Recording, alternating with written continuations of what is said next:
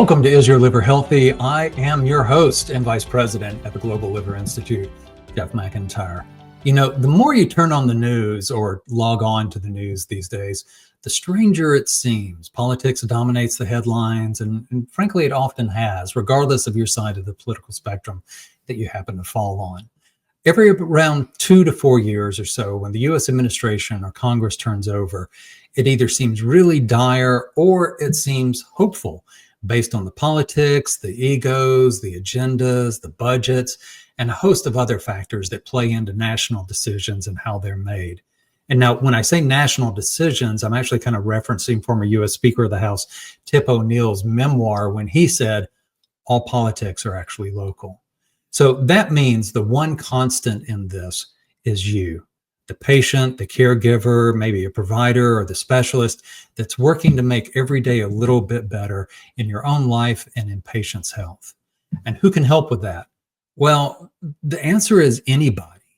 And that is the art of politics. Anyone that is willing to make patients' lives better, GLI and the National Health Council wants to work with you. So in this episode of Is Your Liver Healthy, GLI CEO Larry Holden, a former Capitol Hill staffer himself, steps in for a conversation with another individual with their finger on the DC pulse, Randall Ruda, the CEO of the National Health Council. They've been around 105 years or so, and they examine what's really going on in Washington, giving you some insight into how the issues in politics and patient advocacy plays out, and how nonprofits such as GLI and the National Health Council continue to make a difference in advocating for patients and patients' lives. Let's get started.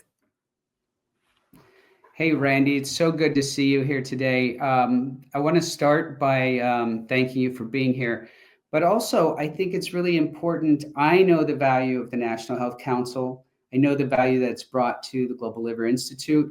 But if you could you give a little background for our patients, giving a little better understanding of yourself and what the National Health Council does in relation to our work in Washington? Happy to do so. And Larry, thank you so much for this invitation. You and I, as we talk, you know how much the National Health Council values you personally, the team, and the whole community around the Global Liver Institute.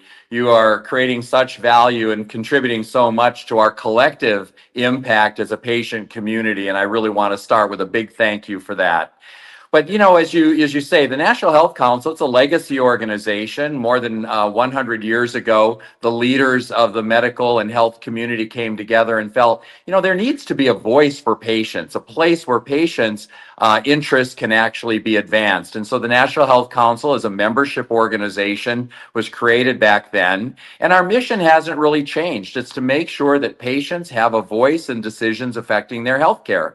And it might be the decisions that are made in consultation with their clinician as they navigate their personal health, or it may be at the policy level or the systems level where we're advocates with legislators or regulators or with insurance and other parts of the healthcare system to make sure that they understand the real world experience that our patients, in this case, patients with liver disease and conditions related to liver issues, are understood, and then have an opportunity to be at the table. And the Global Liver Institute, I think, really has prioritized supporting its community and being an effective force and having that voice. So really the synergy between Global Liver Institute and the National Health Council in that space has been terrific.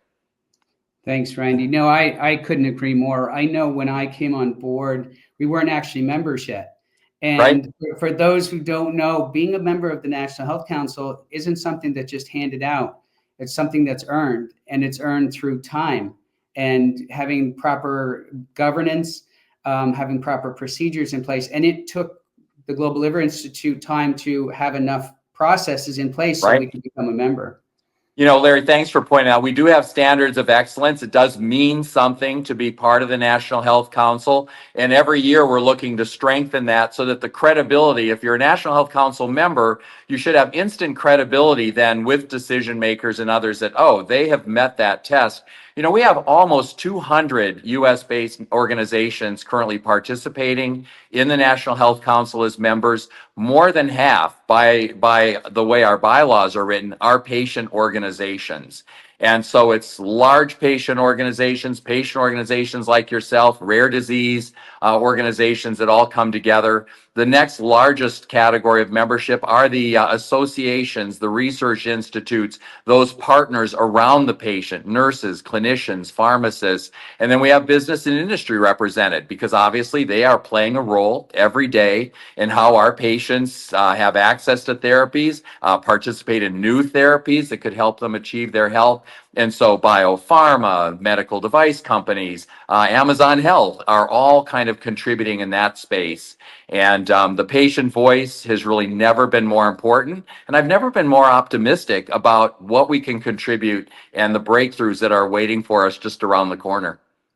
I couldn't agree more. And then just as a side note, we use our membership with the National Health Council as a sign of a gold standard, or platinum in this case, that it shows that we're doing the right things as a nonprofit in serving our patients. And when folks see that, that means something. So thank you for that.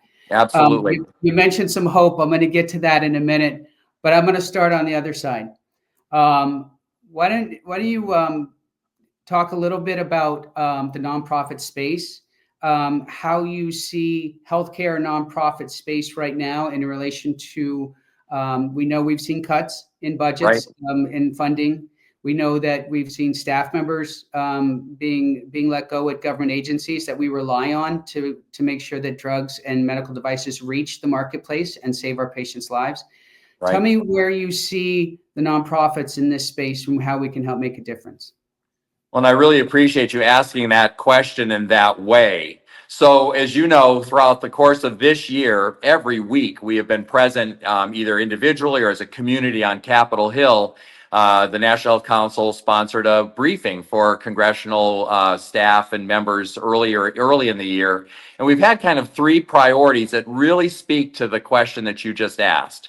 And it's protect the systems of access and affordability, particularly those safety net systems that are so important to our population. Medicaid, ACA subsidies, things like that really loom large. So people have access to insurance, public or private, that insurance means something for them. So that's been one of the lead of three buckets that we've had.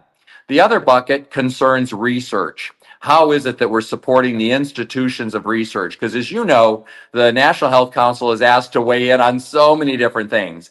And we start with, is this an evidence-based question? Is there science behind the position that we're taking?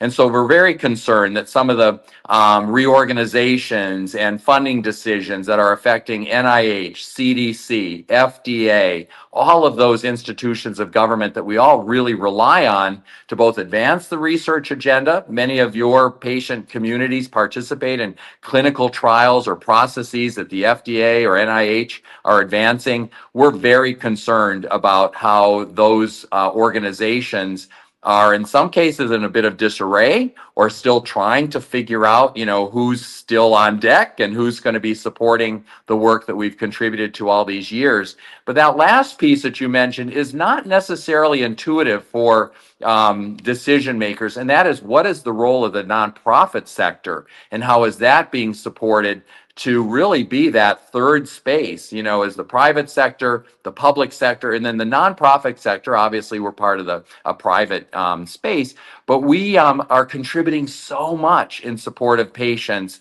education, awareness, investment in research, pathways to decision making, and both in Congress and through some of the actions of the administration, we've seen kind of a diminishment of the recognition of the role of the nonprofit sector. So there's been some consideration of maybe revisiting the charitable deduction for donations that people make to those nonprofit organizations. And that's at a time when the whole role of nonprofits in society, American society, was kind of was transforming anyway. And so we're very concerned that any of these actions that are happening will undermine our ability to contribute in a way that we know is so special, so trusted and close to patients themselves and their families. And we also know that absent that, there aren't alternatives. But for organizations like Global Liver Institute and our nonprofit sector members, that space would go unfilled. And that's a real concern. So those three pieces that you just raised really fit together in a way that we have some real concerns. Yeah, no, I do as well. I spoke to somebody recently about this, and they were really wanting to know almost the dirt. Tell me what's going on with this administration. Where are they making mistakes? Right. And it's really important that everyone understands that regardless of who's in the White House, that it doesn't matter to us whether there's a Republican or a Democrat. What matters is a patient voice. Right. And that the life-saving drugs and technologies can reach the marketplace, and that those patients have a pathway to care. And so we're going to work with everybody, and we have over the years. The Global Liver Institute has, and I know National Health Council I'm sorry, 100 and how many years? 105, I think, and counting. Years. So but that's a great example. This isn't a political issue. This is a patient issue, right? And I think that's where we have to keep it, and that's what we're doing. I noticed that you just released a paper or a letter on the MFN, and that's crucial. There's a great example. Most favored nation status for pharmaceutical companies. In the front end, you might look at that and say, well, we can drive the prices down. But every time you pull a lever, there's a reciprocal event that happens on the other side. And so what we have to do is we have to make sure that the patients always have access to that medication. And we don't limit a pipeline for some short-term gain. And, at least in our view, that would be problematic. So we have to keep the focus on the patient, but also know that every time you pull a lever, there's an impact. And that's really true. And thanks for calling that out. You'd say, well, why is the National Health Council, why is the patient committee weighing in on things that might be business models in the way in which healthcare writ large is organized? Well, you see that our statements always start out for patients. We really kind of limit ourselves to where we are most expert, and that is amplifying and understanding from our patient community what they're experiencing. So, we're happy to work with any administration, the National Health Council, like Global Liver Institute. We're not just bipartisan, we're nonpartisan. It's about working with who's ever empowered to make decisions to help them make the best decisions. And so we've been engaging with the current administration as we have in the past. So when we point out something like most favored nation, which is just importing a pricing structure, we don't necessarily say, well, that's all wrong. We say we're glad that you're focusing on affordability. We're concerned that just by simply lifting a pricing structure that reflects a different healthcare system, different levels of access, different priorities, even some formulas or baselines that could be discriminatory around patients, that's where our concern would lie. Because at the end of the day, we want there to be access to therapies that exist today and investment in therapies that are, ahead of us still. And similarly, you see me weigh in on the tariffs. Again, why is the National Health Council talking about trade policy? Well, we aren't, but we're saying that patients have enough anxiety in their life. Don't interrupt a supply chain that could then cause that patient to not have access to the medicines that their clinician knows is best for them. So we keep our focus on what that patient experience is, and then try to then have it relate to those larger issues that policymakers, be they in Congress, at the state level, and in the White House, are trying to grapple with. And, that could be an interesting challenge, but every single time we're speaking, we're either having a patient take the lead, or we're reflecting what it is our patient families and patients themselves are experiencing. Exactly. That's a great point. We have our Advanced Advocacy Academy coming up in just a few weeks in September in Washington, D.C.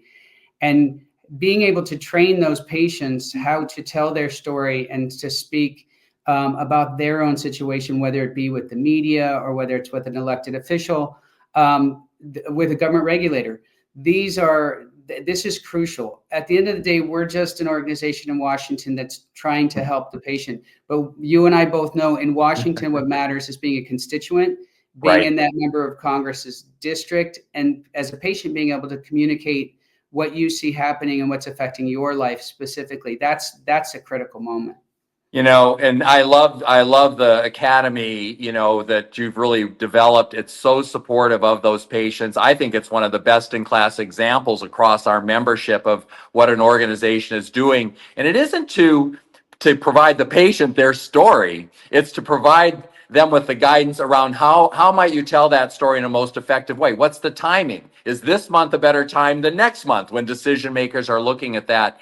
And as you know, right now, since the beginning of the year, a lot has been around language. So how do you tell your story in terms that don't trigger a negative response to the listener for reasons that have nothing really to do with what it is we're talking about, right? So you've got that ideology piece, you've got competing interests. A lot of the way resources are being reallocated by the current administration is this real commitment to find waste, fraud, and abuse. Well, none of us are going to argue that that's not a good thing. We always have been supportive there. Can efficiencies be found in government? Of course. So we want to be partners there, but we want to make sure that those decisions are grounded in, but what is the experience of patients today, and how might they better lead both a quality of life and just a less encumbered life by investments that we can make to them and their family and through their employers and others. Exactly. That's spot on. Thank you. Let's switch gears for a minute. So we talked about some of the challenges. What brings you hope right now? Where are you seeing? I know for us in the liver space, we've had GLP-1s that are Right. that are now we're able to prescribe them for liver patients for MASH and SLD. We know that we have the first drug that is for that same space that can actually treat. Prior to that, patients only had diet and exercise, which we know how difficult that is. So we're seeing these great advances in the liver space, and now we're seeing some come online with some cancer research that's coming in. We have an amazing amount of hope right now for our patients. Where else do you see hope in this broader space? Not only specifically, but also just working together to solve problems.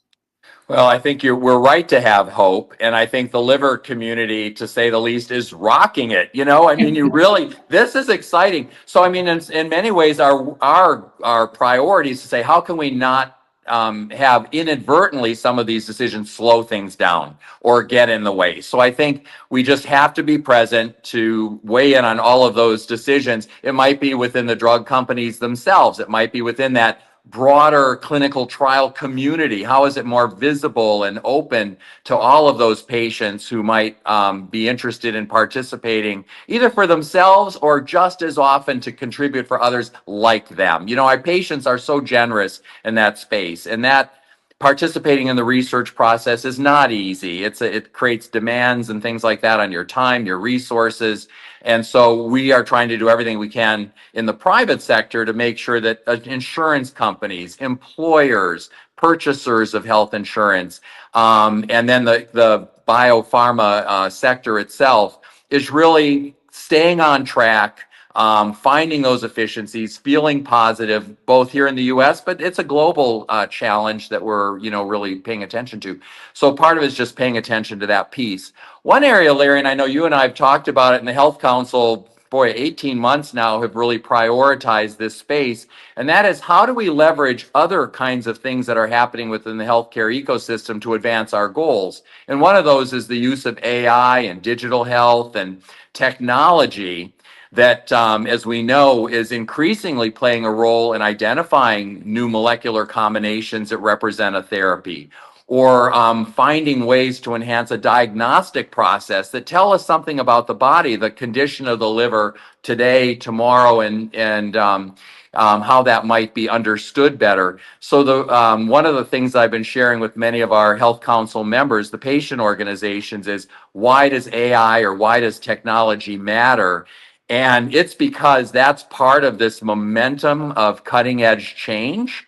And if we can co-opt enough of that to really be informed by patients, in service to patients, that would be a big deal. So I appreciate your support in how the National Health Council has been reaching out to the technology community. We're right now, you're going to be receiving a communication coming up that says join this movement, So that's part of what gives me hope. Society and then healthcare itself is being transformed by the use of technologies. How can we make sure that those technologies, before they're even developed, are informed by patient need and interest, and then actually lead to a benefit? And under the current administration, just to circle back, there's less interest in having that be driven by regulation and mandate, more interest from that coming up from the systems themselves. In this case, our buddies in Silicon Valley and across the tech sector.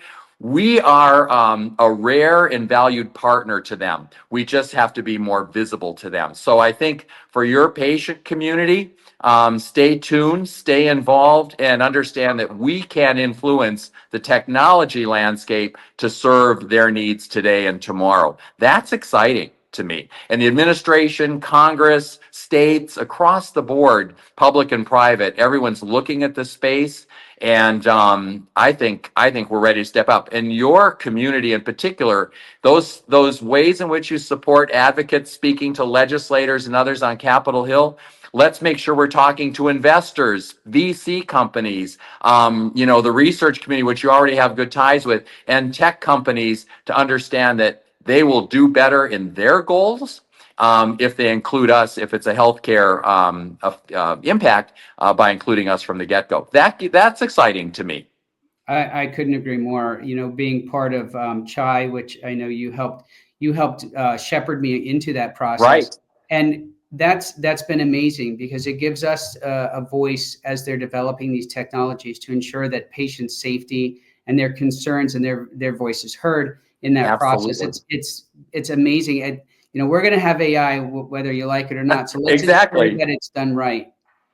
So, and I wanted to point out too, the work that I've done, specifically the value that I take from the National Health Council so much is, part of it is the work that we do on leadership, how, that other leaders of other organizations can get together and talk about everything from finances to staffing and how we're running our organizations, but also that collaboration with the other organizations on the policy areas.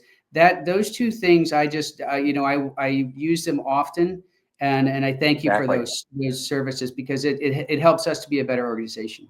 Well, and you're contributing to that. I mean, as I give the shout out for the great work that you do with these structures and support activities around patients and helping them tell their stories, that other National Health Council patient organizations learn from you. And so the best practices that you're evolving, other organizations can simply adopt, and they're eager to share their learnings or their models back with you. That peer-to-peer support across our patient community, amongst patients themselves, it's so genuine. It's kind of how we're wired.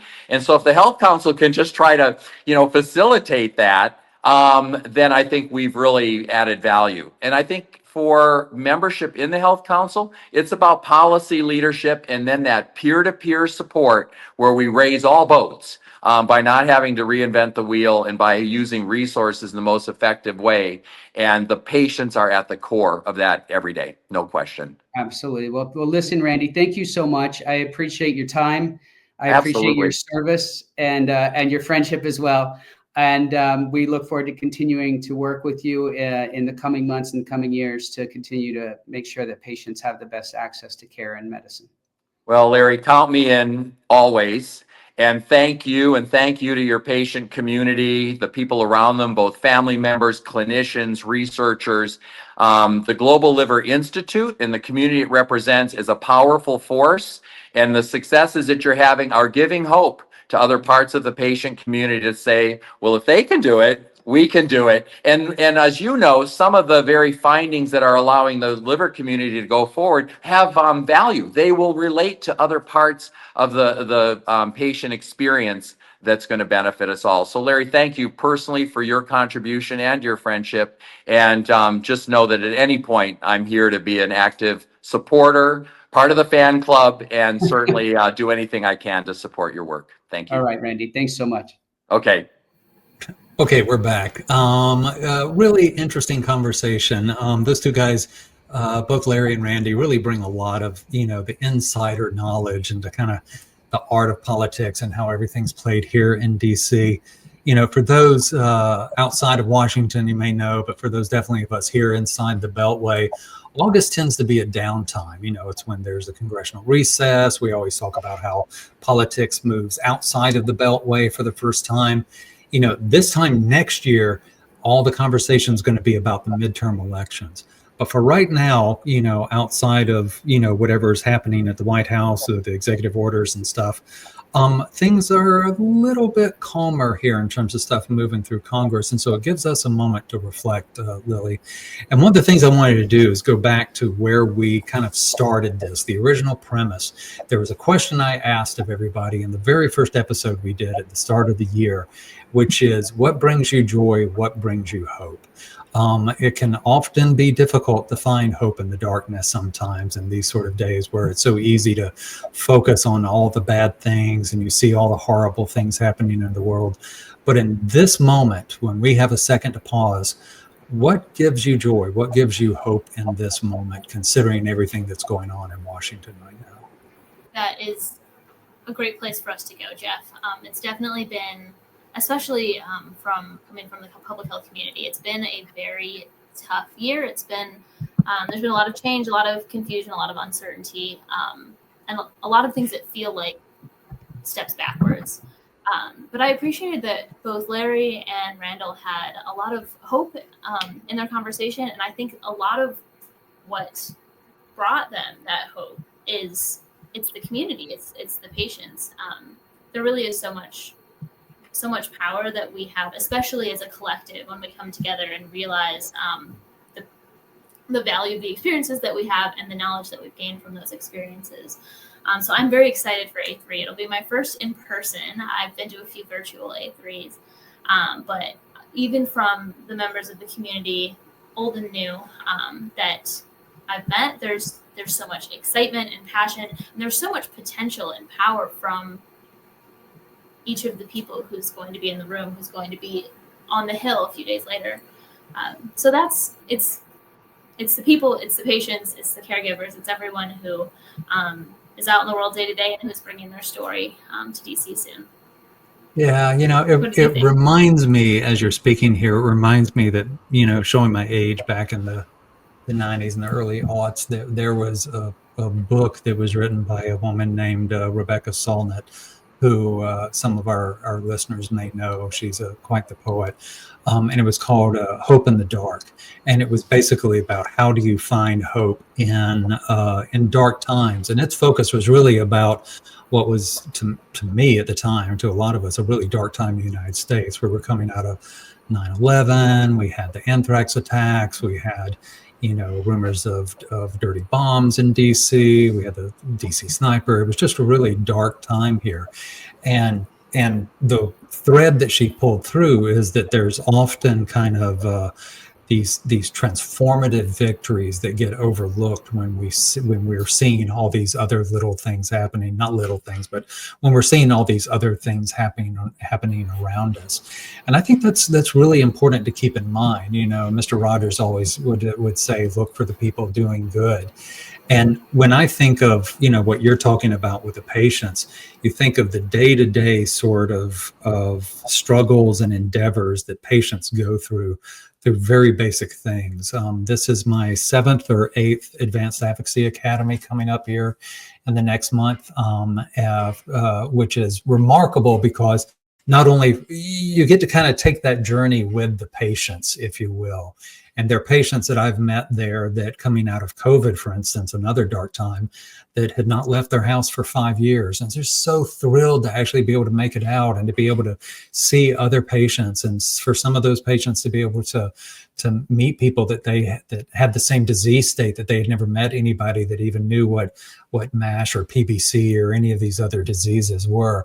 And it's just such a blessing to be able to be around them, to be able to serve them, to answer questions, to be able to use the skills and the resources that GLI has, and that our staff is so great with as well, to really try to empower and help patients as they continue on this struggle as well and continue on their path. It's just such a remarkable thing, and it's truly a blessing, and it really gives me hope. I think a lot of us see us as serving patients, but we get so much from them in this as well. Let me thank, our CEO for Global Liver Institute, Larry Holden, and of course, Randall Ruda, the CEO for the National Health Council. GLI is a member of the National Health Council, as they mentioned during the conversation, and for their really deep dive on kind of what's happening with patient advocacy and what's happening in Washington right now. I want to call out that there were 3 priorities that Randy put out with the National Health Council here that I think is really important as we're moving forward. One of those priorities is that we've got to protect the systems of access and affordability. And that includes things like safety nets, like, Medicaid, for instance. Another is how to best support the institutions of research for progress in all health issues. And that means that we have to defend the promise of tomorrow. The research that's so needed for us to make progress in the fields. We've got new medications coming online and getting approvals, this year even as we speak. And each time that happens, it represents a step in progress and a step in improvement in patients' lives. And then finally, I think the thing that's really important that I don't know that if I would include it, but I was so happy to hear them talk about was what's the role of the nonprofit sector. When we talk about the different sectors, there's public, which is kind of our government. There's private, that's corporate and industry. And then there's the rest of us. It's the nonprofits and the NGOs. And that's the space where patient advocacy really raises its voice the loudest, usually as a check and balance for patient inclusion. It's where we demand that anywhere there's a decision being made that impacts a patient, the patient voice should be involved. So make sure for our listeners that you catch up with the latest activities at globalliver.org, and be sure you join the conversation on our socials at Facebook, Instagram, LinkedIn, wherever you're catching up with this show. You'll see the video version of this on YouTube, and we're also available on the latest podcast platforms. You know them: Spotify, Apple Pod, Pandora, wherever you're listening.